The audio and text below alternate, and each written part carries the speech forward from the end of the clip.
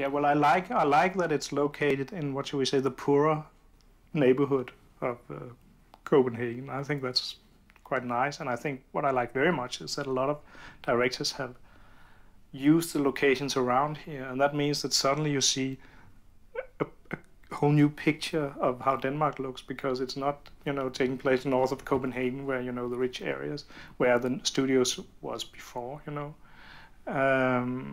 So that I like very much. I think it's well, I used to be a communist, so. And Lars von Trier is taking care of how it look outdoors. And thanks God. I mean, if it was Peter. Lars is the designer.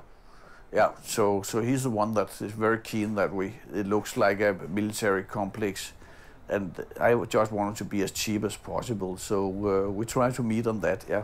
You could say that it is an expression. You know, this place is an expression of mine and an expression of Peter.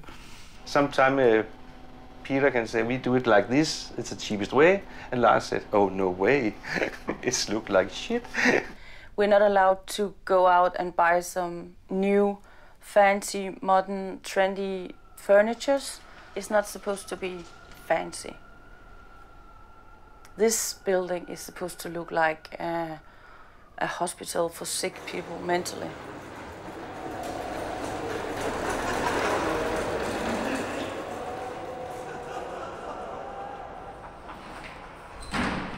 It was interesting to keep this military look, but I'm sure that's everybody is fighting against it, you know, to keep the military look. The Filmbyen is just an environment, you know, and I guess some of the other film movement has been maybe centered around a cafe or a university, whatever. It's just an environment. But since we are thinking very industrial, it needed an industrial environment and not an intellectual environment like a cafe, a university, whatever. You know, we have all the facilities like equipment, Avid, sound facilities, all those kind of material things that makes it so much easier to shoot and produce out here. Il y a aussi à Filmbyen une piscine, une grande piscine qui a été construite pour les employés, pour leur confort personnel, mais aussi pour des tournages. C'est-à-dire que ça a été conçu vraiment à la fois comme quelque chose un plus pour le confort de tout le monde et un vrai outil de travail pour les films, pour des scènes de piscine ou des scènes aquatiques en général. Donc c'est toujours cette idée quand même de la fantaisie et aussi de l'utile, de ne pas perdre de vue le cinéma. When we did Wilbur, and we have this River Clyde that goes through Glasgow, and all the close-ups were done in the pool. And then they put lots of coffee and I don't know what they put in the water, and they shot all the close-ups out there. That's really funny, that one day you swim in the pool and then the next day you can't get in it because they're using it. I like it because that makes it sort of a live organism.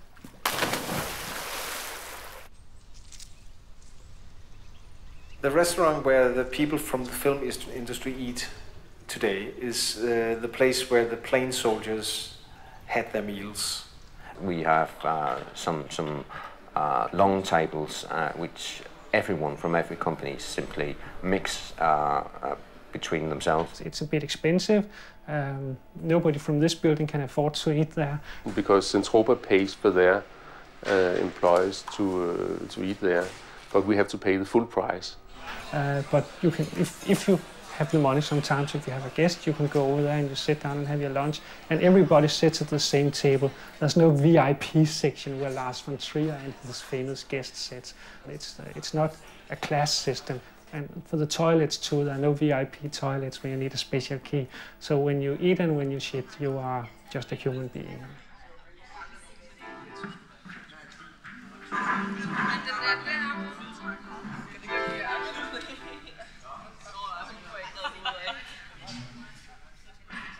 At Friday, in the main part of Centropa, they have a morgensang where they're singing in the morning. Where everybody is welcome to sing from the songbook of the old Danish songs.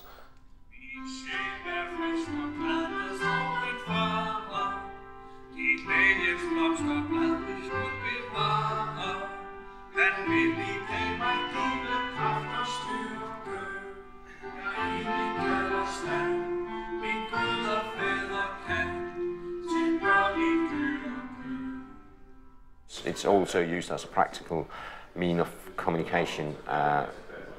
The management communicates with all its employees. Of course, the employees have in turn their possibility of talking to the management and sharing information. I think that's the two things that make Filmbyen something very special, that is very rooted in traditions and is very open to all kind of new medias and new way of thinking, new film language and so on. Well, but still we are here together. We have this kind of strange feeling that we do this together. Us against the rest of the world. I don't know. I don't know. Oh, anyway, that was our idea when we did the Dogma Manifest, was that the collective part of it was important. And that's why, you know, since especially artists and filmmakers are so egocentric, right, and very much individualists, then we thought it was interesting to put down a pattern or a set of rules that kind of forced them to be more communicative anyway with each other.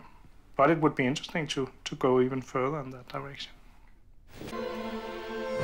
I know the directors want to feel they are in a dynamic milieu. We would like especially the artists to feel comfortable with us and feel that we are on the same level. We understand them, the artistic thing that they want to do, and we see it as our major goal is to preserve to help them as much as possible on the artistic side, so their creativity is not limited by legal matters. We all try to protect our directors and sort of be a bit of a mother for them, because they're always so nervous. Even though I think it's my film when I'm editing something, it's much more their film. It's really their blood, and they're going to get slaughtered if it's bad. We are helping the directors to make their film. I mean, that's an ambition. It's the director who is expressing something. It's not the producer, because then he should become a director. When you're here, you're also part of a group that helps each other and talk about film. We have to have this ongoing speech about what film is, what to do, and the only way that we have that is to talk together, to see each other's work and talk about it. What could you do? What would I have done? Is it a good idea? Could you do it another way? Or what have you just tried with the computer camera? Or all things we talk about. We got a really huge bank of knowledge now, and the great thing is that we're sharing it. And I think that Filmbyen has become the perfect frame for that. You know, I'm old 68 guy, so I know that we have to do it together, and we have to lift it all together. We have got a feeling here that we all work in the same direction. Everybody knows that we depend on each other. The good thing about speaking together, talking together and working together is that we always want to push the limit for what we do. And as long as we push the limit for what we do, there will be life here. As a metaphor, you can say about Filmbyen that it's a beehive where you have all of the bees flying around in the fields, and they connect the honey to the beehive around here. And what's the honey? That's the inspiration and the quality and all of the new things that are created here. Nothing control the flow of idea out here. They have a free run. So the best comparison is definitely the internet. Really, really slow internet, okay. In a way, it's a very grown-up, serious place, and in another way, it's a kindergarten, you know. But storytelling has to do with playing around. Father's given Larry this train for one of his birthdays. Larry never touched it. It was quite rude. So I would say it's a very serious playground for people trying to tell stories. No, but actually, I would like to compare it, but I don't know why, but I would like to compare it a little bit with a graveyard. But I like graveyards very much. It's kind of quiet and a little sentimental, and and you feel like you're a family to all the people that are under the stones, because you kind of read their names. You know, normally when you see people in the town, you don't know their names, you don't know anything about them. Here you know everything almost, because they're there, they're dead. It's a sentimental family feeling, a feeling of not being chased around. It's like also a family. Sometimes not everybody comes to the Christmas party. You know, it's like that. And then maybe they come next year. I don't know. It's a mixture of an old hippie community with a strong law firm or something like that. It's a complete mixture, because there's a lot of focus on bringing back money, because that's the way to make film. There's not very much money in Denmark, so it's the same money that we're all after. So there's also, of course, a kind of competition here, which is not very nice.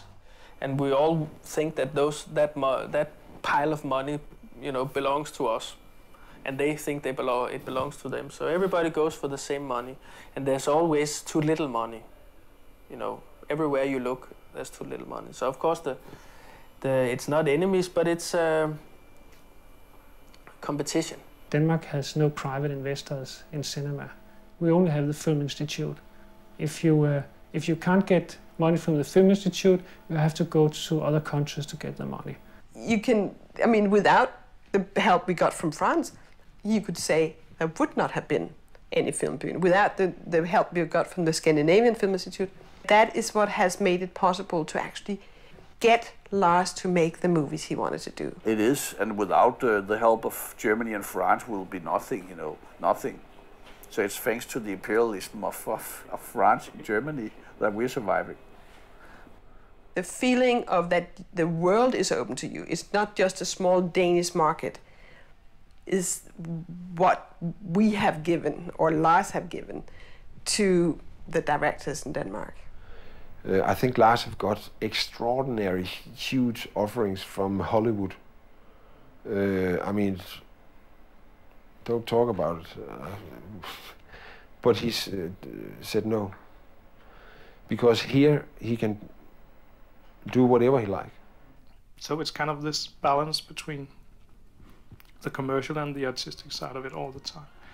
And that's very clear when you are doing things in this scale. But so far we haven't fallen down. But yeah, let's see.